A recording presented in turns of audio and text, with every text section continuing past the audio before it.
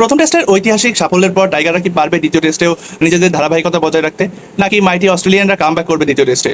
নমস্কার, আমি প্রীতম কুমার। আজকে ভয়েস অফ প্রীতমের নতুন সেগমেন্টে আপনাদেরকে জানাচ্ছি স্বাগত। ডারউইনের প্রথম টেস্টে বাংলাদেশ এক ইতিহাস রচনা করে এবং মাইটি অস্ট্রেলিয়ানদের হারিয়ে তারা কিন্তু টেস্ট চ্যাম্পিয়নশিপের পয়েন্ট তালিকায় নিজেদের অবস্থানকে দৃঢ় করে। এখন দ্বিতীয় টেস্টের আগামীকাল সকালে শুরু হতে যাওয়া দ্বিতীয় টেস্টের জন্য বাংলাদেশ ফেভারিট না, যদিও তাও আমরা বলতে পারি একটা কনফিডেন্সের সাথে বাংলাদেশ দ্বিতীয় টেস্টে মাঠে নামবে।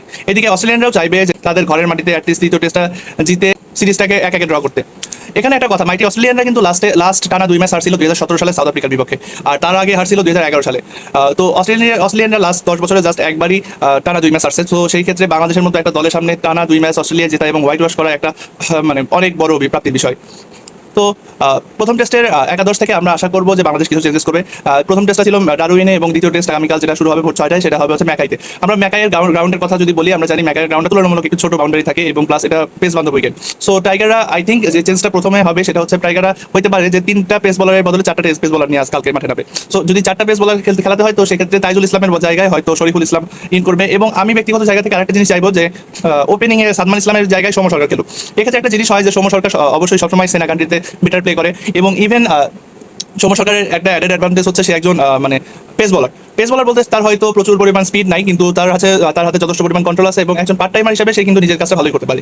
সো এমন একটা উইকেট যেখানে আসলে পেস বলারদের স্বর্গরাজ্য বলা যায়, সেই উইকেটে যদি 3 পেসার নিয়ে খেলায় সেক্ষেত্রে টানা বল করানো তাদের জন্য টাফ হবে, দ্যাট ইজ ফার্স্ট ইনিংসে। তো সেখানে মাঝের ওভারগুলোতে যদি সৌম্য সরকার দিয়ে কভার করে দিতে পারে সেক্ষেত্রে হয়তো দেশের দলের জন্য একটা অ্যাডেড অ্যাডভান্টেজ হবে। তো যদি সৌম্য সরকারকে সালমানের জায়গায় নেয় সেই ক্ষেত্রে বাংলাদেশ কিন্তু একটা পেসার কম এফোর্ট করতে পারবে। তো তখন হয়তো এমন হতে পারে যে 3টা পেসার খেলা হলো, সাথে তাইজুল ইসলামও থাকলো এবং সৌম্য সরকারই হলো, সৌম্য সরকারকে ফোর্থ পেসার হিসেবে খেলাতে পারে।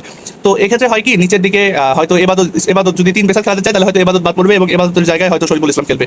আর অস্ট্রেলিয়ানরা অলরেডি একাদশ দিয়ে দিছে, তারা একটা চেঞ্জ করছে যে ওপেনিং স্পটে ম্যাট রেনশো আসছে। তিনি যদিও সাবকন্টিনেন্টে আগে থেকেই ম্যাট রেনশো অনেক ভালো খেলে। তো সেই ক্ষেত্রে আমরা বলতে পারি যে অস্ট্রেলিয়ানরা চাইবে যে তাদের রেসপন্সিবল প্লে করে বাংলাদেশকে দ্বিতীয় টেস্ট ম্যাচে হারা দিবে এবং তারা সিরিজটা ড্র করতে চাইবে।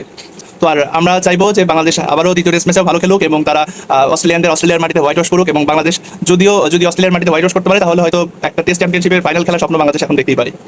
আর র্যাঙ্কিং তো আসেই, র্যাঙ্কিংয়ের যে বিষয়টা সেটা এই সিরিজের পরে হালনাগাদ হলে আমরা অটোমেটিকলি নাম্বার 6 যাবো। যদিও এই টেস্ট ম্যাচটা জিতলেও আমরা নাম্বার 6 থাকবো, হারলেও নাম্বার 6 থাকবো। যাই হোক, নমস্কার, আজকে এই পর্যন্তই।